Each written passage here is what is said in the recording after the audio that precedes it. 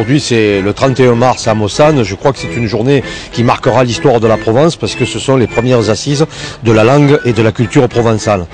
Donc pour ce faire, nous avons voulu que dans la journée, une dizaine d'ateliers qui concernent toutes les parties de la culture provençale puissent s'exprimer, et c'est plus de 150 personnes qui sont venues participer à ces ateliers pour sortir, je dirais, une synthèse de l'ensemble des idées qui vont être proposées aux décideurs en début d'après-midi, qui doit conduire inéluctablement à la création de l'Observatoire de la langue et de la culture provençale, qui sera lancé aujourd'hui, sans attendre les locaux.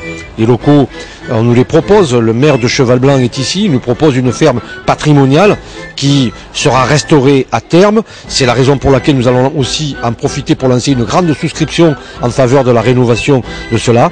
Il fallait trouver un lieu. On avait la chance d'avoir cette bâtisse qui n'avait pas de vocation exceptionnelle, mis à part d'être vendue et d'aller alimenter le budget général de la ville. Donc on a préféré que ce lieu devienne vraiment quelque chose qui peut ancrer nos racines et faire connaître notre culture aux générations futures. Nous allons démarrer aussi aujourd'hui les prémices de l'inscription de la langue provençale au patrimoine universel de l'UNESCO.